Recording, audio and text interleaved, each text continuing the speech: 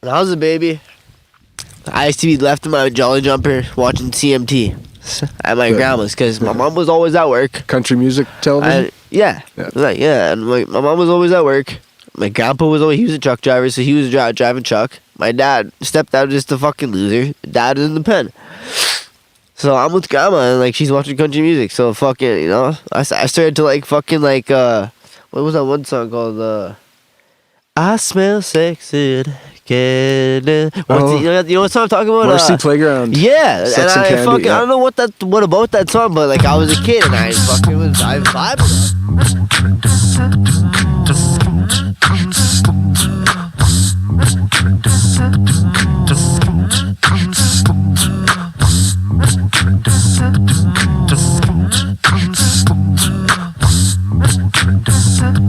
Hey, and welcome, and thank you for joining me for Conjecture Time.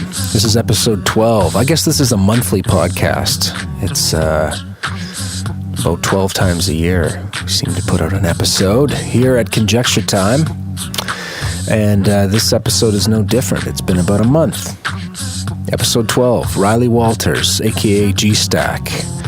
Ryley is a young man I've known for, I think we figured about eight years now or something. Was the first time I had him in the studio. It was like 2007 or 8. And he showed up, and a young guy with some talent, man. And he hit the mic, and he's been coming back ever since. And he writes stuff every day. And as you'll hear on this episode, he goes deep. He had some stuff to get off his chest. It was a cathartic one. You know, there's some things that just had to say. Sometimes I'll sit down before an episode and I'll write down questions, you know, what I think I'm going to ask the guest. And this one I might have addressed 2 or 3 of those. I just let him talk most of the time. I just let him kind of vent and spill and paint the picture that is his life and what he's been through. And man, it goes deep, as you'll hear. It gets heavy, gets emotional. Like, it's amazing what people can live through and look back on, and you can be stronger coming out of hardships. It's wild. You know, you don't wish it upon anybody, but it's amazing how resilient we are as human beings. How we can bounce back, and we can use shit as fuel to push us farther. Anyway, I hope you enjoy this episode. Here it is. Keep in touch. conjecturetime@gmail.com, conjecturetime.com, and follow @conjecturetime on Twitter. And I hope you enjoy this episode.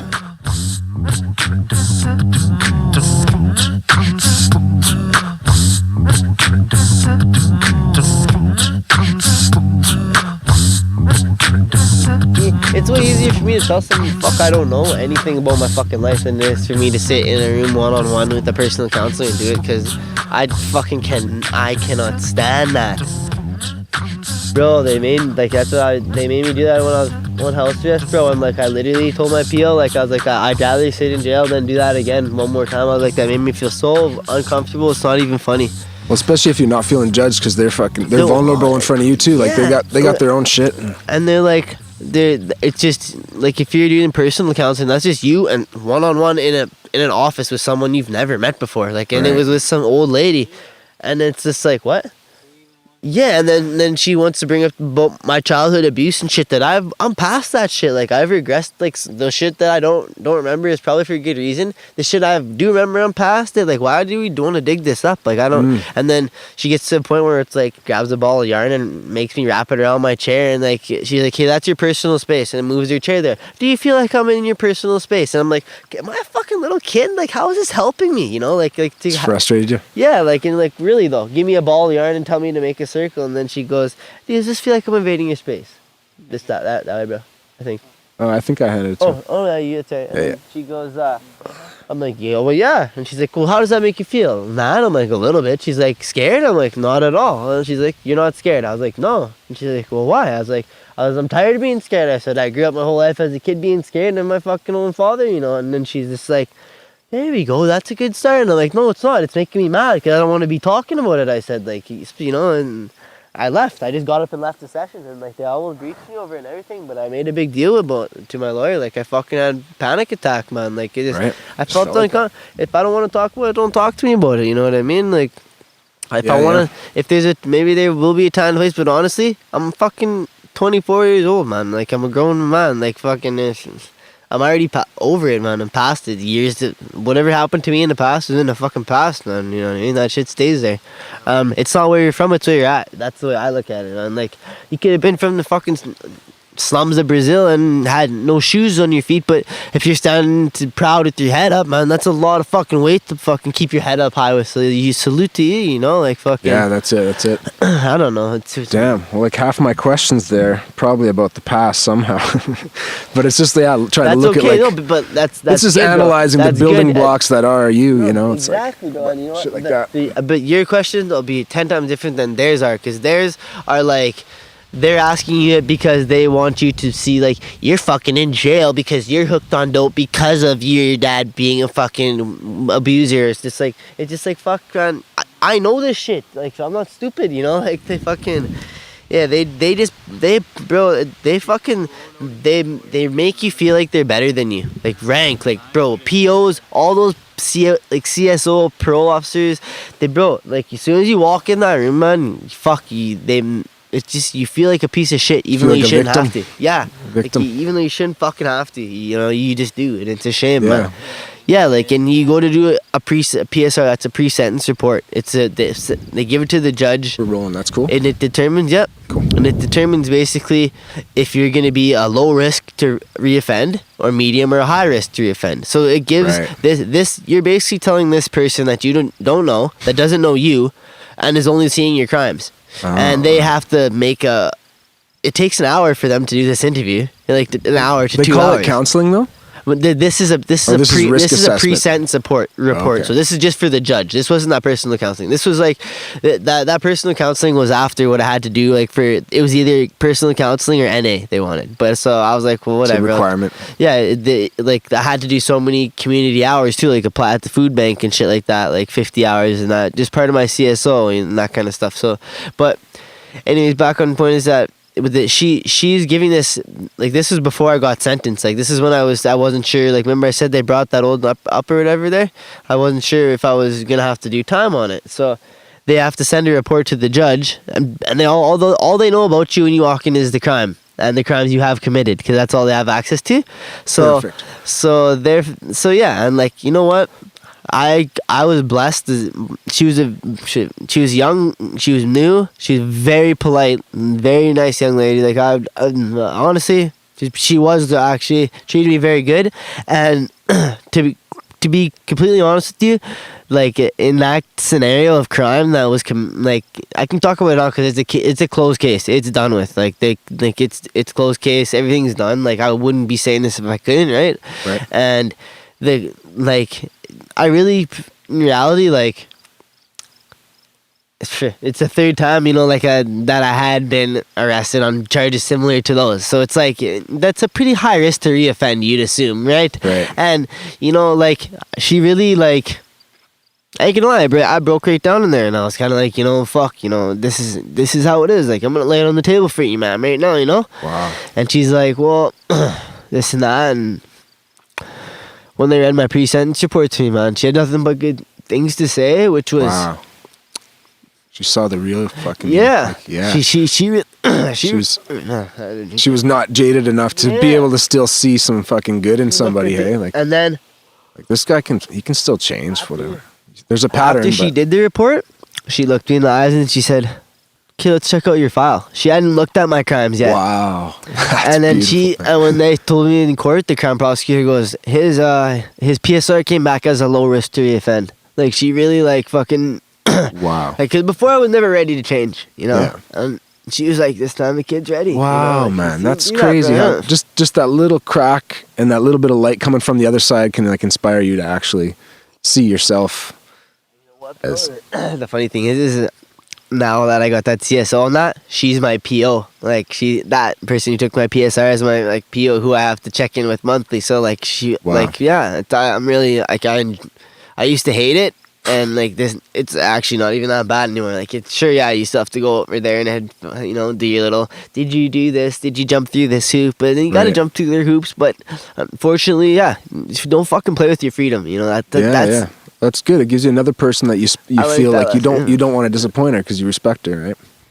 Exactly. All those other ones, I was like, fuck, man. Like, this guy's treating me like a fucking animal. Like I'm some kind of dog piece of shit. Like, it's hard if you it's like, I just want to, like, you're thinking about smashing him with the stapler on his desk, but you don't, like, it's just like, buddy, you treat me, if men are simple, man. Women are complicated. Men are simple. We just want to be respected, man. Shake our hand and look us in the eye and give us some respect. We're fine with that. We'll show you respect back. Right. Anything can be talked out, man. It's easy. Like, it's just as easy as that, and it's just... And some of them just go out of their way to make you feel like, you fucked up and you're no contribute to society and you're fucking, like you're a bad person and I'm better than you. And it's just like, in reality, you're not. Because if I was sitting there drinking cough syrup, it's blowing my liver. If you go home every night and you drink a bottle of wine, ma'am, you're blowing your liver. How are you any fucking better than I am? You're no better than me. Like, there's certain levels to the struggle, right? And some people might look at me for a prime example and say, oh, look at G. He lives in, he lives in Fairhaven. He's not right in the hood. He's got a nice house. We got that house back in like 94. Like, I'm telling you, that's when I got my house in Fairhaven. It was like 92 grand. Like, it wasn't, the houses weren't that much money. You know what I mean? Like, that's what it was. That was the price of it. It was, and no one had lived in it before us. And like, back then, like, it was rough times. Like, we were far from rich, fucking. But my mom's did your dad live in that house too? Were your parents? My dad was in the pen like this, like, and her boyfriend basically was living there, right? And like he just liked to beat the fuck. He's in abuse. He had a fuck childhood, so he took it out on us. Like, you know what I mean? Like, everything that fucking it was done to him, he thought it was fine to do to me. Like, and fucking, like, I remember being, like, 8-9 years old, and just fucking, I went outside on time, and I slammed, like, the wind took the door, I slammed the door a little bit fucking too hard, I guess, and, like, his computer was by the door, and it rattled his computer screen, and he was, like, a real rank into World of Warcraft, the fucking dummy. Like, that's not to diss anyone that did that, but it's like, he runs outside with a wine bottle, and bottles his 9-year-old stepson, right in the fucking head for shaking his computer screen. Don't fucking slam the door! And I just remember thinking, like, holy fuck, this guy's a man, eh? Like, fuck. Respect for you. Yeah, like, if this is a man, I don't want to fucking be one, Like, but it's just like, like, I don't know. That got me caught on my thoughts there for a sec, yeah. But, it's like, yeah, and certain things you forget and certain things you remember for a reason. And like, fuck, I ain't trying to say, oh, poor me, I'm sitting on a pity pot. Like, no, I'm never like that. Everything I got it on my own. Like, my mom, she worked hard for her house and everything. She, like, all that assets she has acquired. Like, fuck, she did her fucking last 6 months of fucking nursing. Like, to get her degree, she was still pregnant with me, going to school. Like, fuck yeah, man. Like, singles parenting it. So, like, yeah, real shit. Give her credit. Fucking working her ass off, you guys. And was there other kids? You had your sister in the house too, hey? Yeah, but at the time, it was just, like, when I was born, it was just me and my mom. It was always me and my mom, And, like, to this... It's alright, man. You can take a minute to breathe if you want. I think way back then.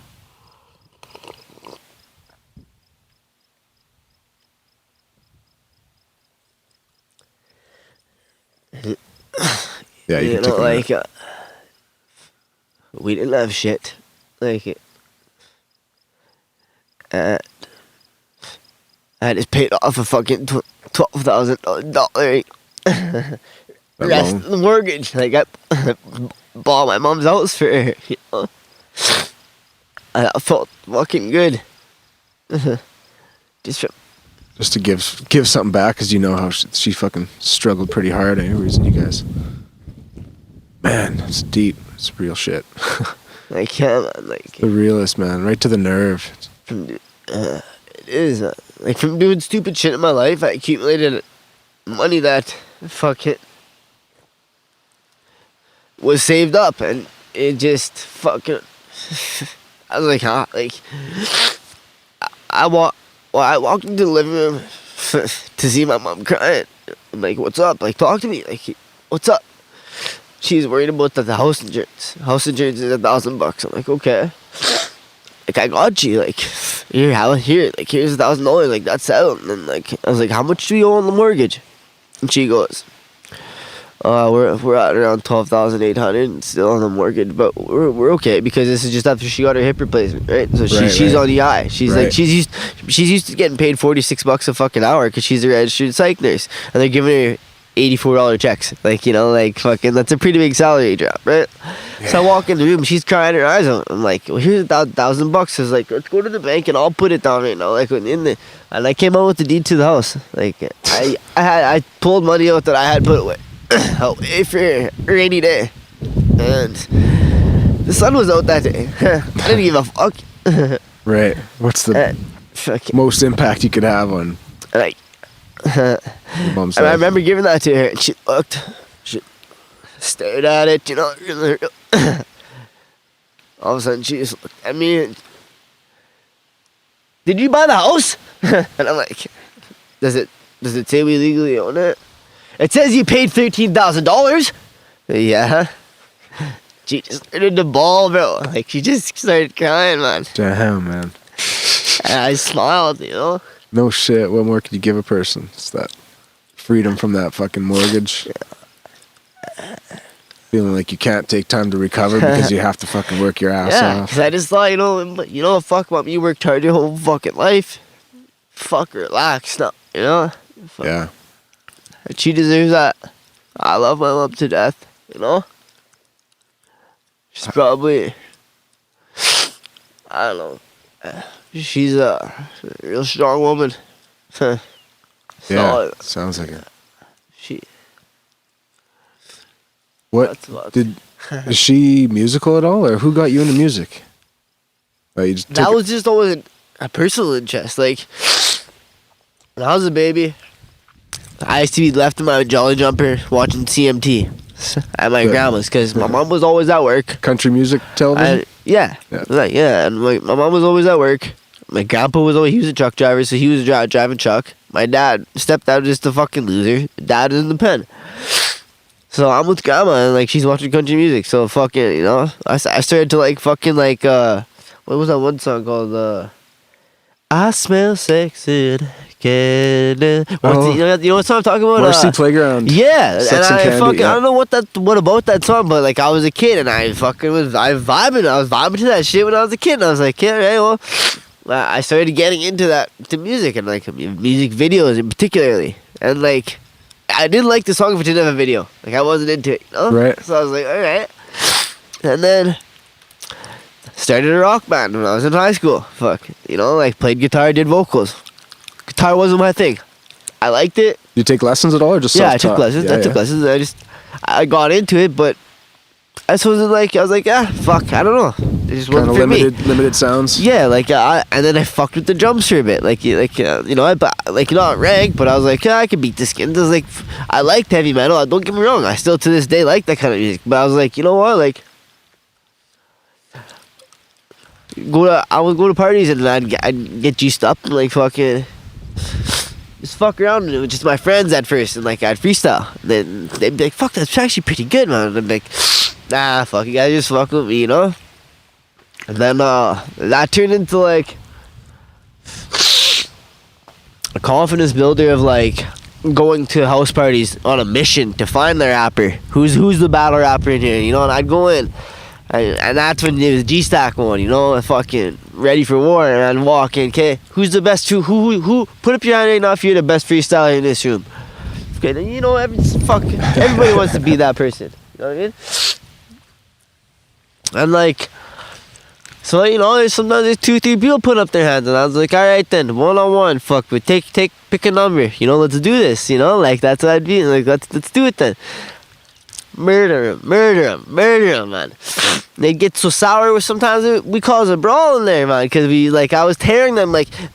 I'd go as deep as they'd go. I'd start with this is about their clothes.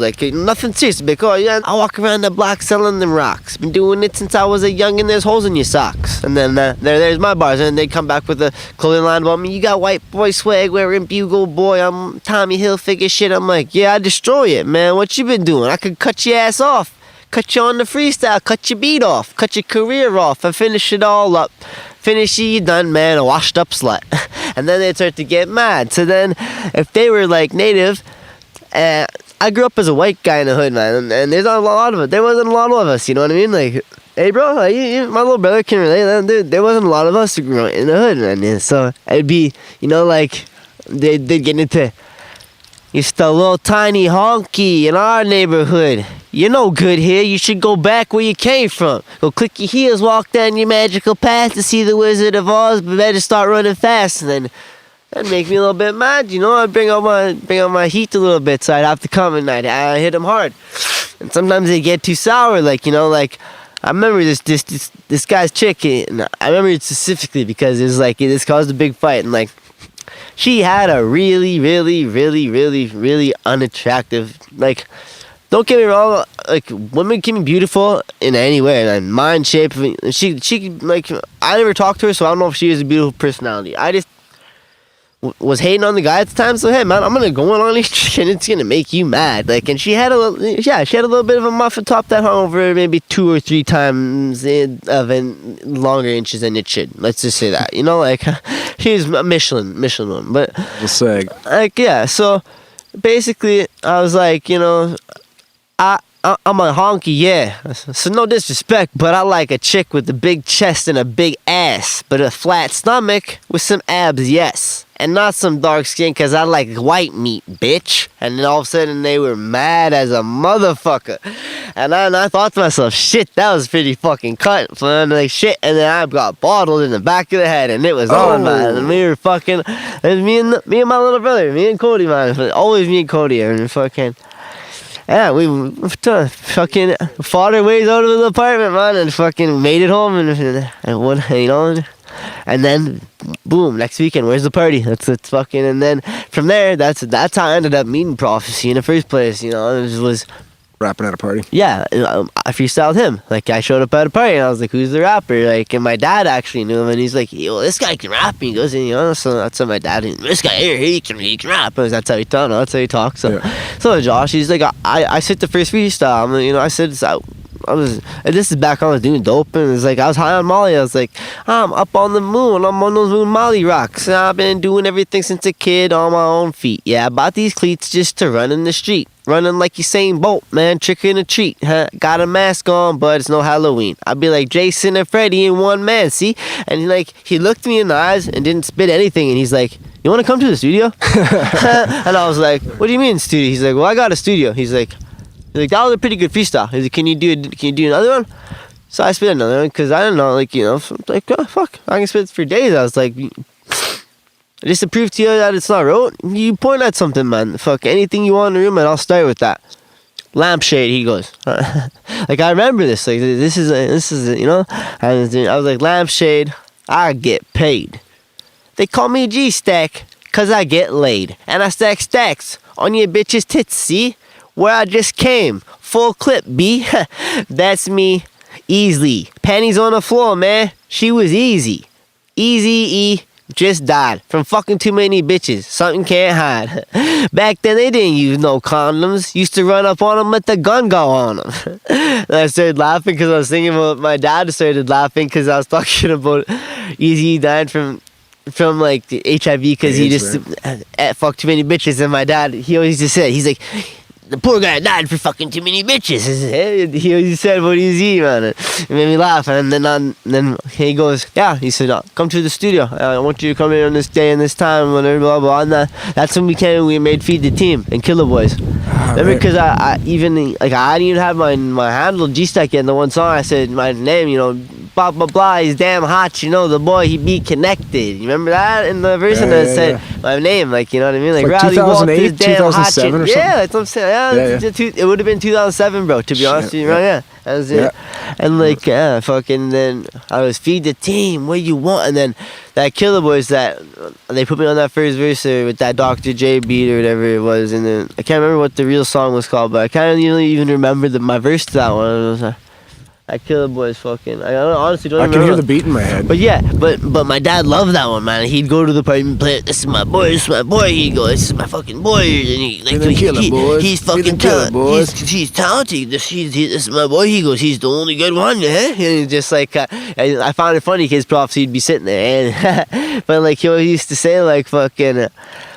You know, you guys would be fucked without him. And Josh go, well, what do you mean? He's like, you gotta think about it. He goes, he's the hype man. He goes, he's young, he's handsome, he's a fucking Belcourt. He goes, and he's got the blood of a lion. He goes, he's like, Jesus, without him, you're lost. And he just used to fuck with him, just bugging him, you know, like just talking his son up, man. Like, you know, rest in peace, man. So, like, you know, honestly, I miss him too, but, and that's when I met you, bro. I came out here and that's when I met you, man. And that's started recording. I didn't even know how to count bars. I didn't even know what a fucking bar was. Like, I'm from guitar a little bit, but honestly, I didn't get into guitar enough to even really learn reading music that much. I took it in school and passed it in grade 10, failed in grade 11 because I smoked too much fucking pot. Like, I'll be straight up with you, you know. I didn't go to school. I was caught up in the streets. It was too hard then.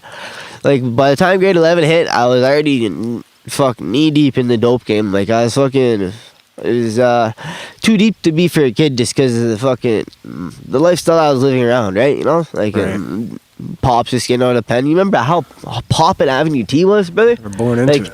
Like, oh man, like we had like, oh man, we had like, Jesus, man.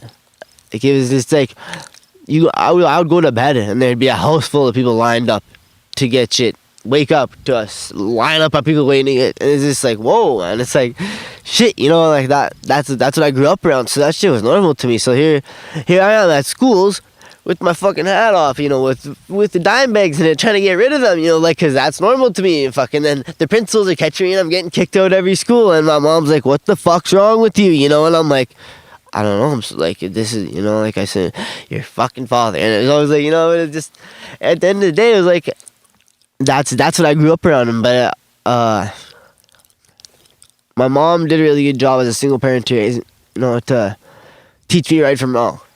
And like, give you morals. She her and my grandpa. Seems like a solid guy. Yeah, they're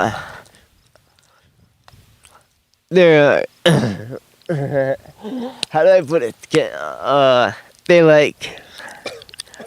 They're the ones that fucking bring out the Ryley and STAKK comes out all the other times, you know, like they bring out the good to me, you know, like all the bad shit I've done, like none of that came from them.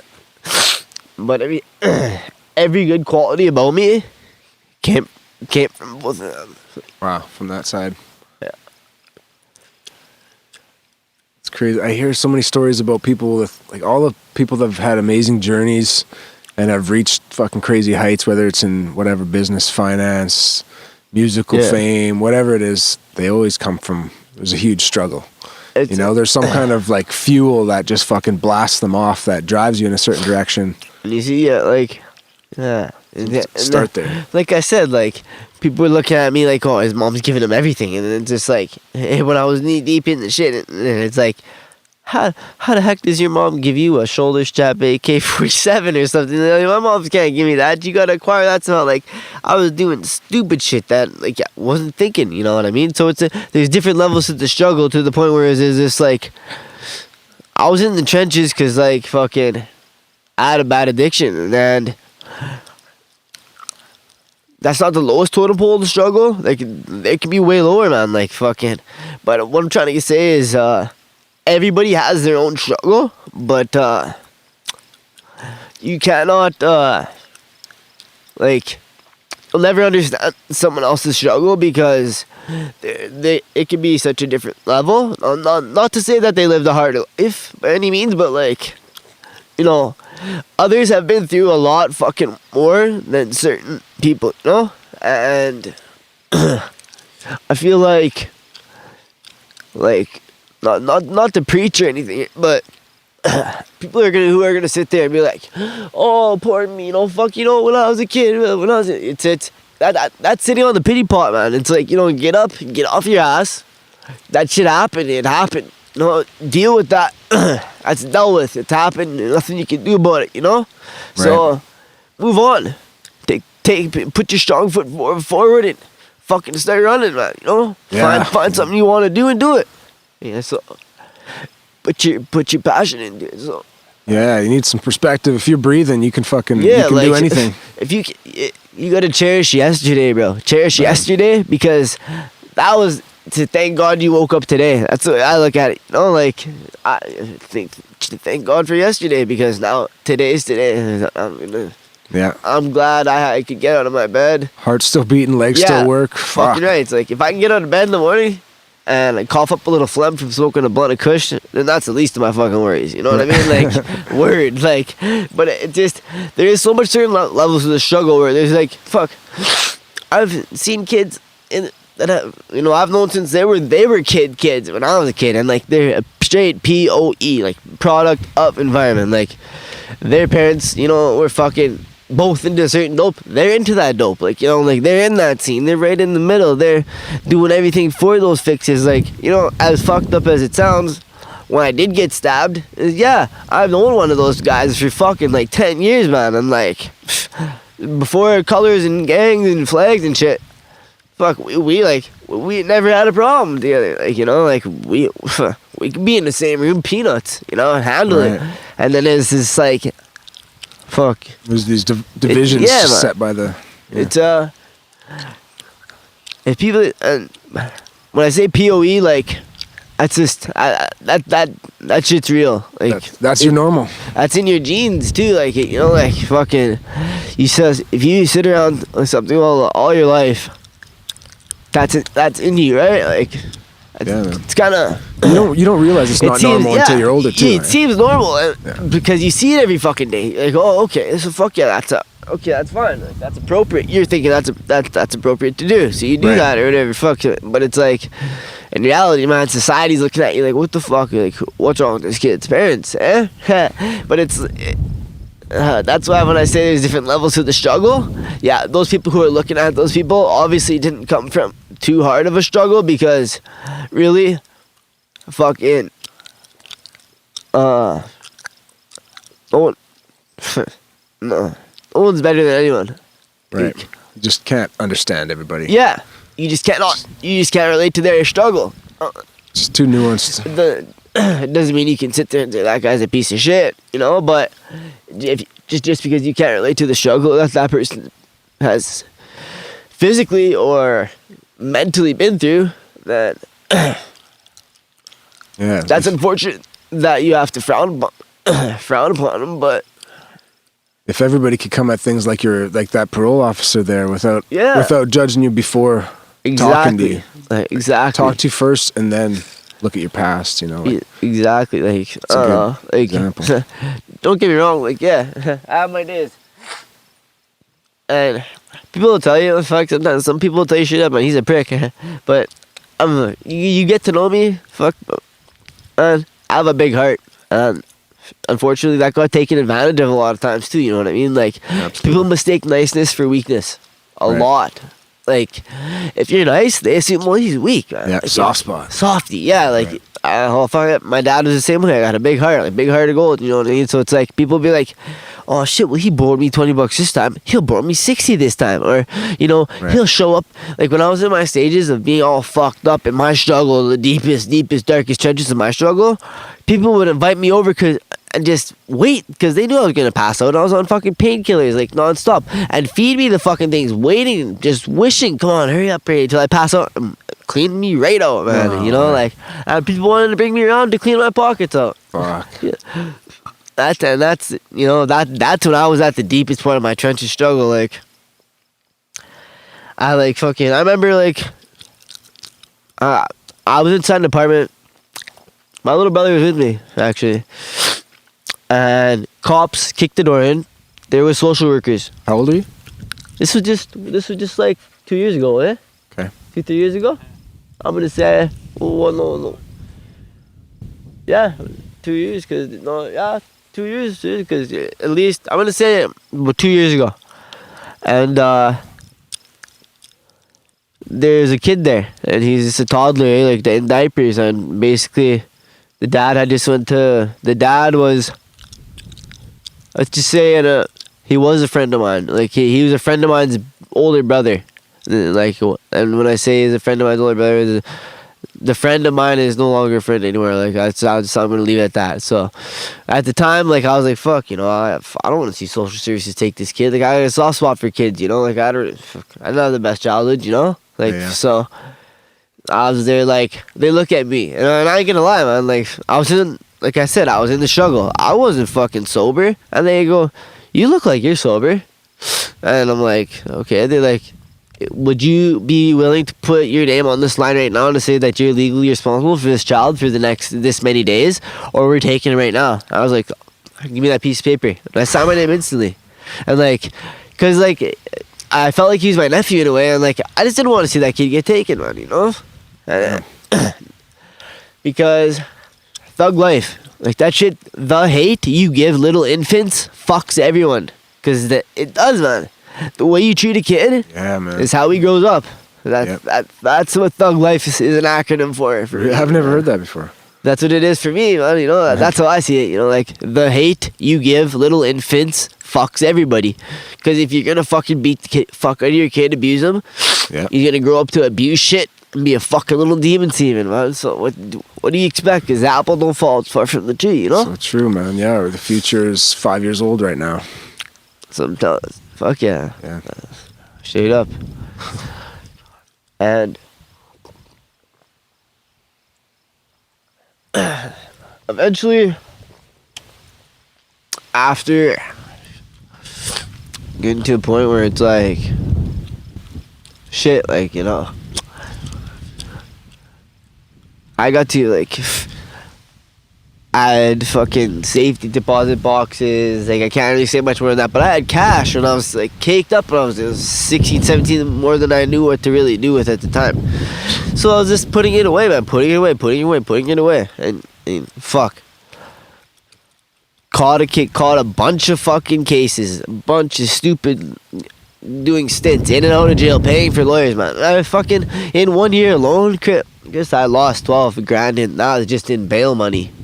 Lost 12 grand in 1 fucking year on just bail. Like, so I'd bail myself out on $3,000, fuck it up, and then they get to keep that money. But if I didn't fuck up, I'd get it back. And then plus every time my lawyer would have to come for a bail hearing, that's the $3,000. So it's $6,000 every time I wanted to get out on 3, because my lawyer was good. And I I gave my lawyer $27,000 that year while I lost $12,000 for bail. Like, and I still did 2 years jail time for like 15 solid good months. Like, so like, this was 2 or 3 stints?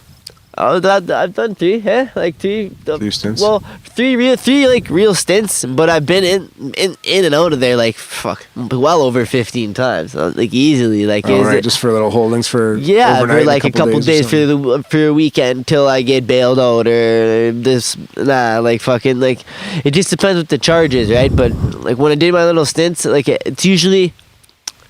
So this is the pen, like the Saskatoon pen on the way out to... No penitentiary. Not a pen, just a correctional. The Saskatoon Correctional Center, yeah. Right. And like, both me and my little brother, we've been done the max sentences you can there, 2 years. You can't stay longer than 2 years, man. Like, and I remember too, like, there's that's all cleared up. And that, to be honest with you, man, fucking, the Crown Prosecutor really fucking...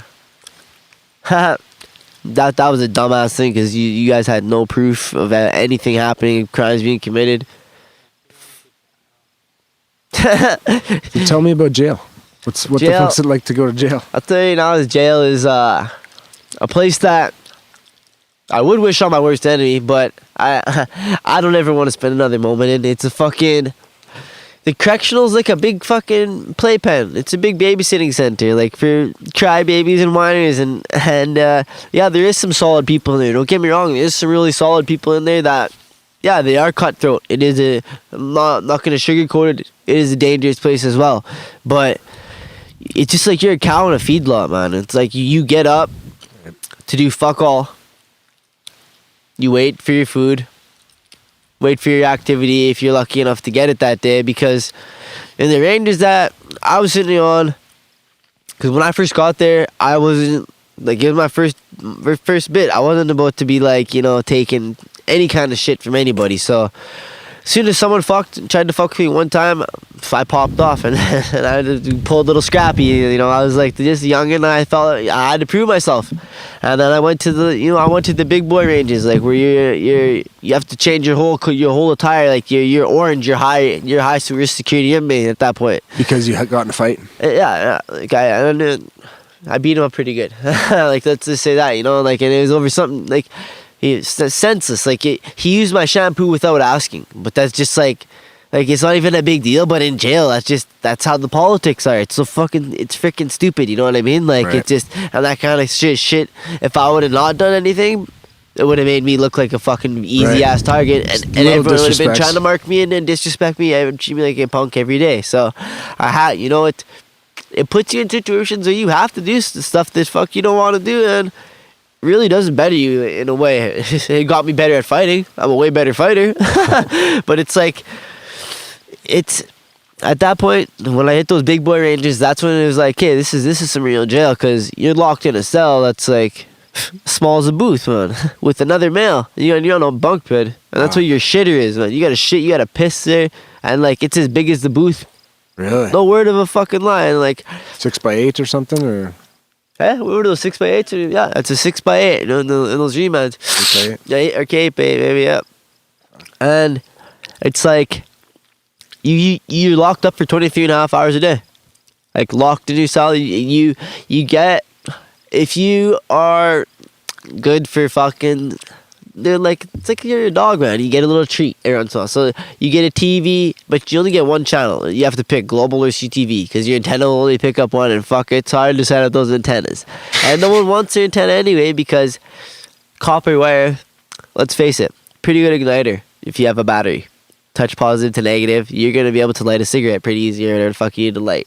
So you save a lot of your copper wire, so it's hard to pick up a station. But anyways, you get your TV going, that's alright then, so you're in your lockup. But I'll tell you right now is that you have to like your cellmate and learn to get along with him, man, or else fuck, you can't live with that guy. And fortunately, both times I was like, my first bit in there, both times I ended up in the big boy ranges. It was like fucking, the reason I'm calling them big boy ranges is because I was just a kid. Fuck, you know, I was 19. You know, like I had my 21st birthday in jail, both of them, and like to me now it's all the same. Fuck, but they're like man, they're all like big guys down there, like grown men, you know, like jacked up guys, like, you know, like fucking, like, this is real jail. Like, I couldn't do even, like, fuck, you know, I never worked out before, man, all that. Like, I went in there, when I did my first deuce, I went in there, we did, like, houses coming in at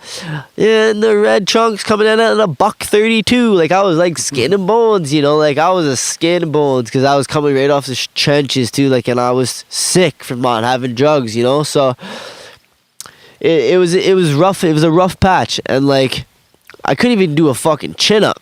And like I came out of there, like I didn't have no facial hair. Like I came out of there 215 pounds. Fuck. Off a meat and potato diet and fucking working out my ass off every day. Like at the end of my bit, I was like always one of the bigger guys that's on the range. Like, you know, the workout people want to be workout partners with me. Like it's all about. The only good thing I got from that place was self-discipline. Like, I never had patience before in my life. I wanted it now. We're young. We got to get it right now. I want it this second. That place, you can't do that. You don't get to do what you want. You got to push a button and buzz and ask if it's okay to take a piss. Like, it's that stupid. And then if you go as far as to go to the hole, you don't even get a pillow and a blanket. They dangle you with them and they say, pick one, sir. There, puppy. you get to choose a pillow or a blanket, not both. And your AC's cranked even in the winter. What? Your heat's cranked, bro, in the summer. They word, like they, honest to God, Chris, and they do shit to fuck with you and push your buttons like that because they fucking, especially to guys that they don't like, and man, they're Want really you to be uncomfortable. They do. And as soon as you get a little bit comfortable, they immediately fucking move you off that range. They'll take you because they're like, oh, this guy's getting too comfortable. He's gonna start running the range, or people like him too much. You know, he's obviously bringing this guy's bringing dope in, or this guy he's okay. So like once you start feeling comfortable in your environment, and you got a couple friends with you, so you know you feel a bit safer. Because when you're by yourself in that environment, you're vulnerable. You know what I mean? Like if you walk into a range, you don't know anybody. Like you don't know what the fuck to think. Like, you know, what gang range is this? I'm not sure what gang range this is. I'm no gang member, so I'm a civilian to them, but still you got to be careful because you don't want to say the wrong thing, right? Like people are like, take your fucking shirt off. Like, let's see your chest, man. Let's see kind of tattoos you got. You got a chest piece? Who you down with? You know, like they're fucking riding your case right away, man. Like, and they're in your face, man. And identify yourself. Oh yeah, man. And it's like, you know, fuck. It's like, fuck, you know, get out of my face. I have to take my fucking shirt off for nobody, like, you know. And then take your fucking shirt off, man. I don't know if I remember pulling the collar on my shirt. I said, fuck you. Does it look like I have a fucking patch of any kind? I said, like, and I lifted my right sleeve because there's a gang that gets a patch on their right bicep, and fucking I said, do you see any patches on me, man? I said, I'm standing on my own 2 feet representing my fucking last name, okay? And that's all I have to say. I have nothing to prove. And everything was fine. But it's like that in every range, right? You know, but if you fucking curl up and pull prey, they're fucking gonna treat you like prey. But it's a jungle with no trees, straight fucking linoleum, concrete, fucking. It's nuts. Like just facing yourselves and each other. There's no other options there. Yeah, it's basically like people will say they're your friend, and that motherfucker will steal your fucking bin. There's nothing's real in there, bro. It's all, everything is fucking. That whole system designed to basically like, man, we're gonna piss these fuckers right off, and they're fucking gonna hate being here and never come back. It doesn't work like that. Like, if someone has an addiction to the point where it's so severe where there is no off switch ever in life, and they've gone too far to the point where they can't quit, like blessed be to whoever it is that is up in the sky that fucking, you know. I was blessed enough to, you know, I bounced it off the fucking pavement head first and did a backflip and landed on my feet and somehow started running and came back, you know. Like, I'm blessed for that. And there's guys in there, fucking, I can't even tell you how many times I've been in there. Like, I was in there on Christmas with a guy who was doing 6 months for stealing a fucking pop on Christmas Eve. Missed Christmas with his family for stealing a fucking pop from the max. Like, you know what I mean? Like, he must have had some other charges before or something. No, or what? How does that work? He had so many theft unders that he was getting 6 months. Like, it's a 30-day charge, but he had like 72 convictions on that fucking theft under $500. So it's like, yeah, it's just like either way, 30 days or his 6 months that he got. It's he missed Christmas with his family for stealing a fucking pop. You know what I mean? Like, and it's like, man, that's choices. And if that's one thing I can preach on the most, is don't play with your fucking freedom, man. Because, well, once you're locked in a cell that you cannot leave, it's like, it's a whole different ball game, man. And sometimes when they open that door and let you in that cell, it's fucking a place where it's you don't like that person already doesn't like you, and you already know what's up, and it's gonna be a fucking war in there. And it takes them a good 20 minutes to stop that war, so you know you're slugging it out, and you better pray that guy doesn't have a shank that is sharp in his side of his cell waiting for you. Like, it's if you want to be a rat and tell on people, or you want to be the kind of guy who's a fucking child molester or a sick fucker, then yeah, you're gonna fucking be treated really good by the guards and put on one range together, because that's where they stay. But really? And you know what? They get to order movies every Friday on Shaw on Demand. It's called Honor Dorm, Chris. What? Yeah, and that's where all the rats, all the fucking little kitty porn child skinners, real fucking criminal, like ugly fucking goof people go on the Honor Dorm range. They get a popcorn maker. They're allowed to stay up, like, it's lights out at 10 o'clock no matter what, anywhere in the jail except Honor Dorm. Every Friday they get to order a Shaw on Demand movie of any choice. It's like, because the guards are scared of getting diddled, so they just let them have their way. They just treat him like fucking, they put him there because that they can't live on any other range, and it's so Right. fucking overcrowded that there's guys sleeping on the fucking floor on concrete. That's but fucked they're up. happier to be there because they're getting their faces busted out up on every other unit, you know, because it's like, Wow. so they're trying to make an incentive for them. Oh, it's good to be here. It's good, and it's like, they make them all live together. So it's like, yeah. fuck. So if you wanted to choose to be a man and do your time, you know, yeah, you gotta handle it. And there's some shit in there that I seen some. I don't consider myself like a felon or. I was a convict. You know,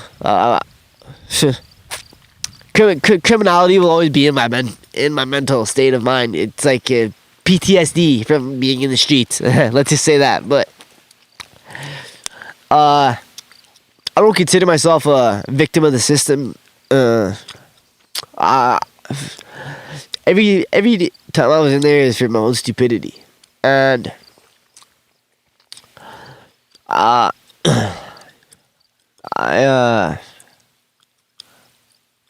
Just going over the I got a line. lot of wisdom. Like, I got a lot of wisdom inside me that I acquired in jail because I was forced to grow up. Like, you know what I mean? Like, it was like you throw a kid in a wolf's den, fucking. Yeah. That fucking kid goes from a wolf pup to a fucking pack leader pretty Look quick, after man. yourself Yeah, now. because it's who else is gonna, you know, like there's guys on the phone crying to their moms, whoa, you know, like your moms can't save you and their dog, like, you know, like it's Yeah. fucking, if someone's gonna bark, you gotta bark back. Show And your teeth when you have you're to. forced to grow up, and it's like, yeah, my mom says it to me all the time. She's like, you know, you fucking, you have an old soul. And she's like, fucking you, the amount of shit you've been through in your life already, she said, fuck, she goes. And she goes, like, yeah, tough kid. Yeah. It gives you a lot of power though too, man. Like That's- it's what you do. It's what you do with that and that wisdom. it is. I was just gonna say, it's what you do with that wisdom. And I eventually now, you know, with this rapping stuff, like, yeah, sure. I might be wearing a pair of fucking Prada shades or have a fucking, you know, whatever. I don't know, the newest iPhones or whatever. You know what? But at the end of the day, chains, all that shit, the fuck good is that if I'm dead because I got killed, a drug dealer in jail or something, right? You know, like, Right. fuck, that shit's worthless. So it's like, I finally learned that. Like, get myself a good old, like, a dummy the fuck up, Ryley. You know, like, holy fuck. Is that what you want your life to be like? Like, is that what I want my mom's life to be like? For her to have to say, well, where's you? Oh, Ryley's in jail again. You know, like, fucking, I had to fucking say to myself, like, yo, look around, Ryley, fuck. Look at your friends. Look at your environment. You know, you're fucking, you're 20, you're in your 20s. Is this how you want to be in your 40s? Fuck no, you know. I was like, yeah, fuck that, you know. I'm better than this shit, you know, like, so. Not that like I said so many times, I'm not better than anyone else, but I'm better to sit in the trenches because I got a lot of potential. And I learned that in jail too. Like, it's all a mental test. It's you're in your head the whole time in there, and fuck, I don't know. All I can say is that if you don't have a strong mind, man, you're gonna get eaten alive. Cause it's fucking, it's a mind fuck. That's what it is. It's like I said, man. Survival instincts get flexed, eh? Like, it's honestly what it is, man. And when I say throw you in the wolves den, it's because you're treated like a fucking animal.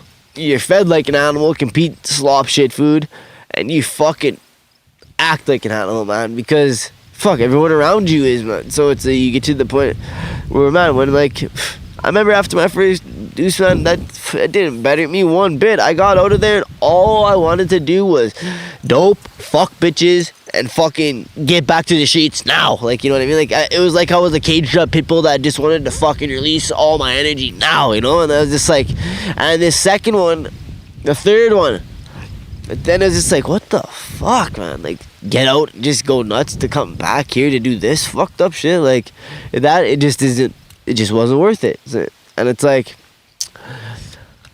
yeah, it took me a while to learn my lesson, maybe too long, but hey, it's never too late, right? And it's better learned now. Absolutely, and man. any lesson learned the hard way is a lesson you'll never forget. I'll tell you that right now. Like, I got wisdom that from there and from outside, because every lesson I've learned has been the hard way. Because I fucked up a lot of times in my life, but made me a lot smarter and made me a lot tougher person, because I chose to learn them the hard way. Yeah, no, Say it like that, you know. If you're not dead, you're growing, man. Exactly, like, you know, I feel like a feline with 9 lives, man. But yeah, you know, I grew up a lot in the last few years here. Sorry. Yeah. I grew up the last few years of my life. I've been a complete basic 360, and I'm surprised sometimes at how much I've matured. Like, it's crazy.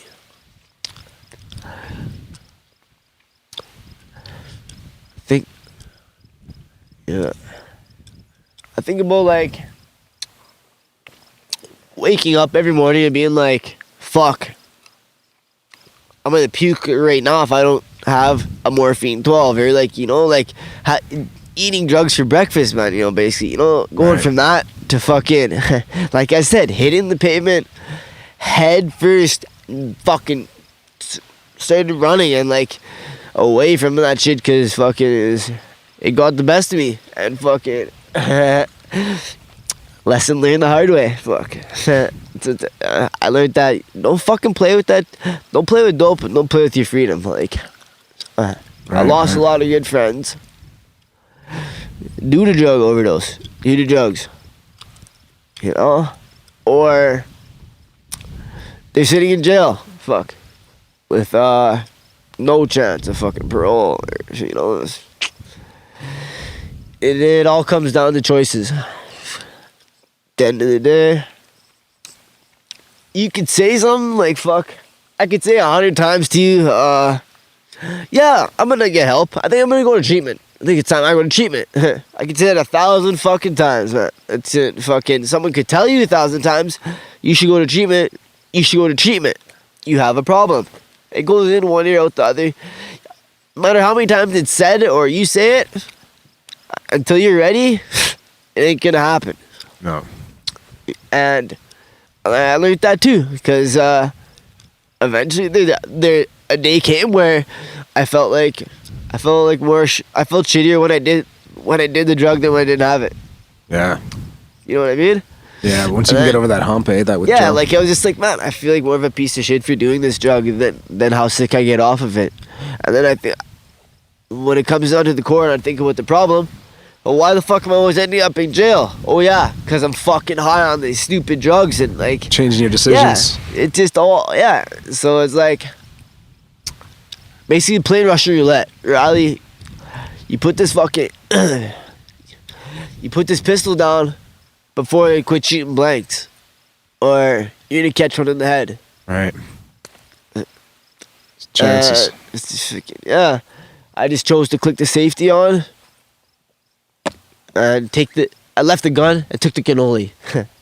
For the Godfather, I had to call for Godfather.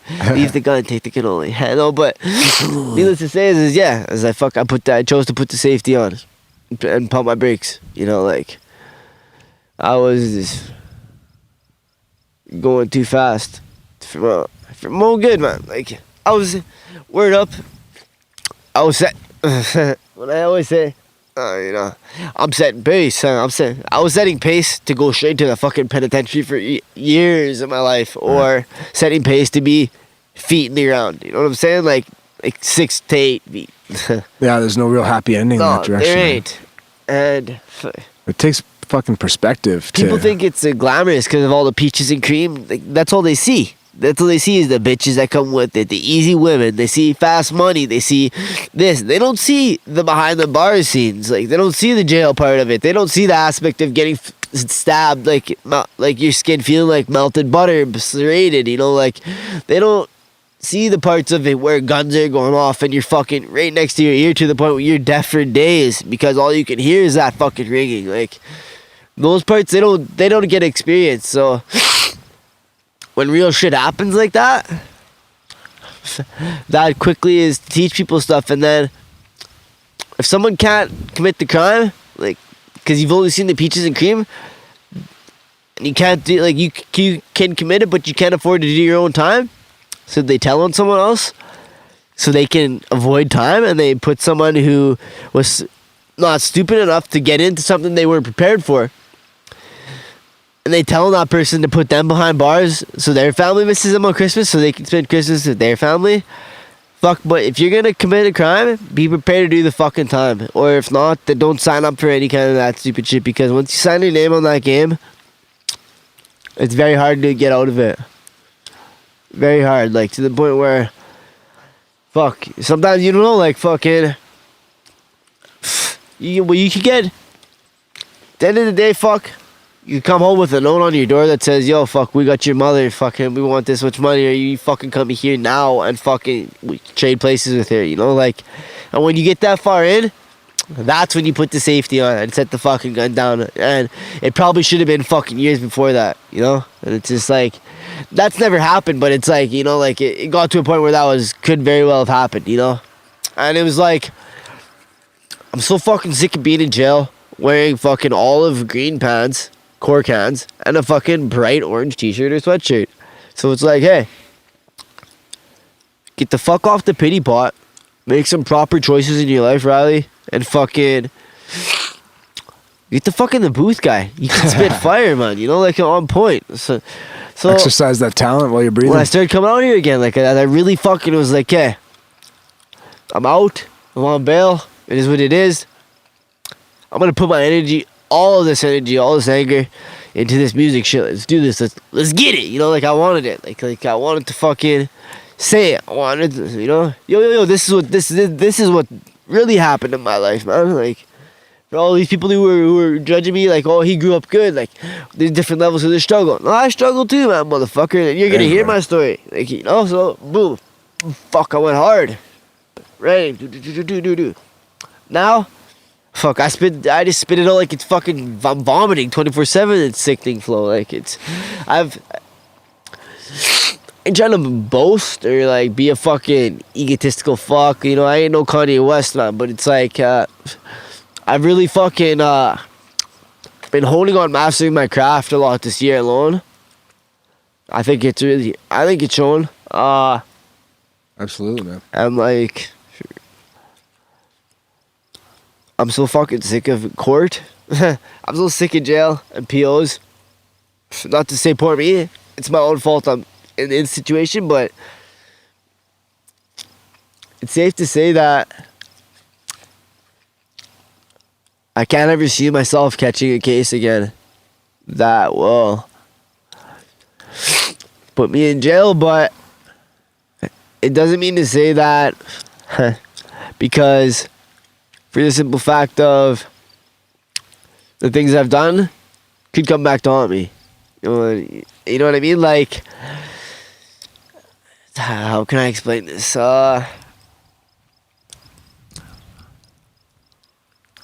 Bridges you burn in the past. Bridges you, yeah, like, grudges. or like, you never know when the cops could show up at your door with a DNA, because, like, they take your blood in jail and say, oh, look, we found this at a crime scene somewhere, and you never know what. When I was on prescription medication, I'd black out for days sometimes, like 3-4 days would pass, I'd think it was a day, you know, like, who knows what I did, you know. And I think with that some nights, like, fuck, what if the cops showed up one day and it was like, fuck, you killed this guy, we had your DNA, like, you know, like, it never happened, but it could have, fuck, you know. Blessed be to whoever is up there, you know what I mean? Like, fucking that. I am sitting here today to just talk about this, man. And I ain't saying that, fuck, oh God, you know, I'm fucking John Gotti Jr., I'm fucking, you know, blah blah blah, like, fuck, right. I ain't fucking the big fish in the sea, trust me. I ain't wearing the crown, I'm not the king, but been in enough danger to know. Yeah, like, I earn my stripes a little bit like Adidas, don't get me wrong, but it's I've already been there, done that, played that life, and fuck, it ain't peaches and cream. It's not fun. Sitting in jail is a fucking, it's just like, yeah, if you guys want to go to a place where you're told when to shit, when to piss, when to eat, when to shower, when to shave, when to fucking do anything except for scratch your fucking nuts and asshole and laugh, then go to jail. Because that's what it's like in there. But if you guys want to fucking open your window every morning and breathe some fresh air, or open your eyes every morning and crack a swisher and inhale some kush, then fucking be on the outs. Because being free, you earn a lot more points and you fucking have a lot more fun. And don't take anything for granted, because family time's important, and don't miss out on that shit. And like, G-stack, but I mean, the thing is, just stop. I'm trying to say is, stop and fucking, once in a while, and appreciate what you have. Look around, man. Like, look around, open your eyes, man. Shake your head, open your eyes.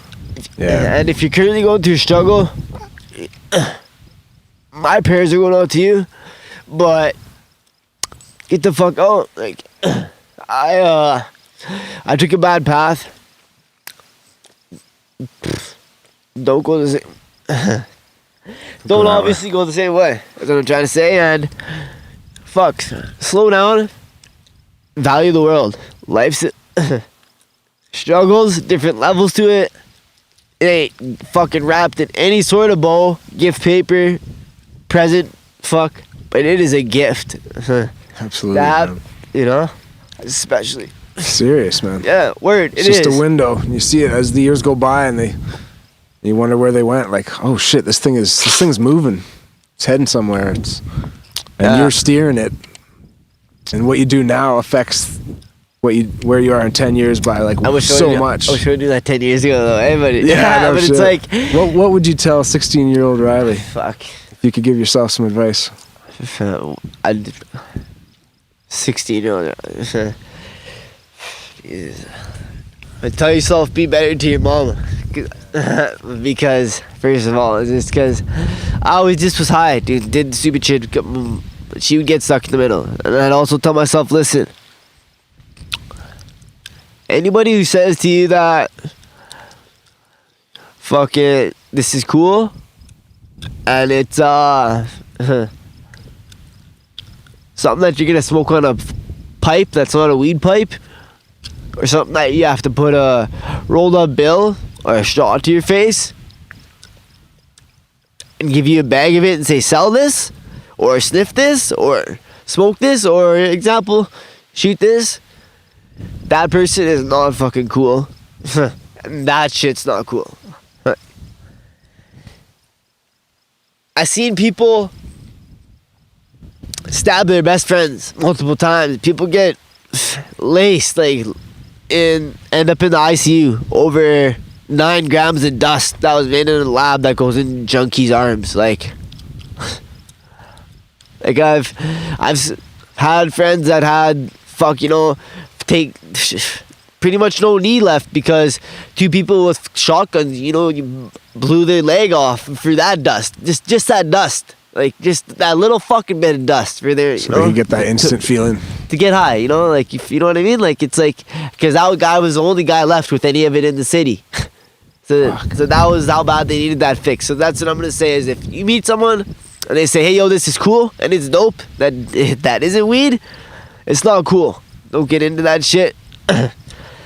I talk a lot about drugs in my songs, but far from promoting them. I laugh because, I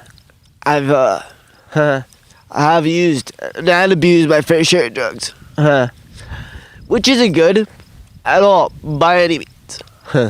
So, well, you know it. You've got that story to tell. And people need to, like you said, at NA meetings when you can connect with other people. Yeah, and if you have, it's all about power mind. Power mind, man. You be strong. You believe it. You can achieve it, man. Your attitude's your latitude. Your motivation's your elevation. That's the only way to say it. You have to want it to get it. Yeah. If you want to shine, you gotta grind. You gotta get the fuck up off your ass. Mm-hmm. and get to stepping in the right direction, because that world is a dark world, full of depression, and like I said, it's not where you're from, it's where you're at. And then fucking dark asshole, I crawled out into the sunshine, and my temples are fucking handsome as fuck, and they're shining in that sunshine. I love it out here. I hate jail. Man, yeah, it's one word I could describe it as: bad dream. It's 2 words, but nightmare. How's that? Fuck, how's that then? You're supposed to be a rapper, eh? So called. No, but nightmare. Because you wake up out of a blackout and you think you're dreaming because you don't even fucking know what you did. And it's just like, fuck. Basically, man, I love music. Music's my passion. Not all do I promote the use of drugs at all. I rap about my life. My life goes... I've told the microphone more than I've told anyone.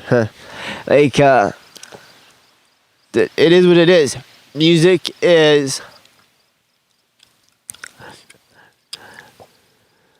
Music really saved me. From not turning the safety off that gun. Yeah, it's an output that you've consistently been able to express yourself through, talk, say shit out loud, and make yourself feel good at the same time because you're creating. It's interesting. It's just, main thing I learned is don't play. I keep saying it. Don't play with your freedom. And like life is sometimes hard. Handle it, because fuck, if you're on your own fucking 2 feet, you know, and you know you got a few people around you that are good people that got love for you, that have real love for you. No fucking snakes, no fake fucks, no slimy ass slithers, fuck, you know, no rats, no fucking goofs. I mean real people around you, family, positive support. Use that and stick with those people, because you're only as good as the company you keep. Yeah. Like, everybody needs help once in a while. You can't do everything on your own. So make sure that the people you ask for help are the right people. Look to those examples. It's good to have some role models or some people that you feel like you can just fucking hug them and tell them what's going on. Anything you want in your life, man, power of mind. You believe it, you can get it, man. And that shit's so true. You jump. When I jump in that booth, I forget my whole life. It just I just get happy thinking about it, eh? No, I do. I forget my whole life in there, man. There's a hawk just soaring around behind you as you're smiling. That's cool. I forget my whole life when I'm in that studio booth, basically, and it's just a fun place for me to be, man. I enjoy it. It's positive. And it is therapeutic for me, and that's good. But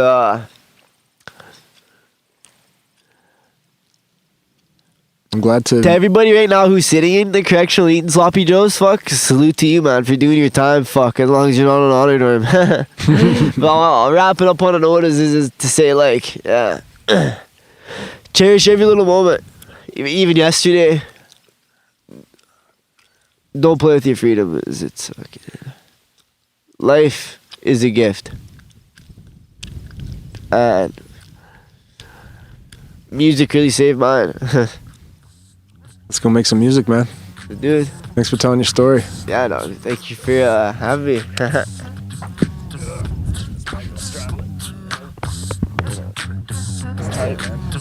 Okay.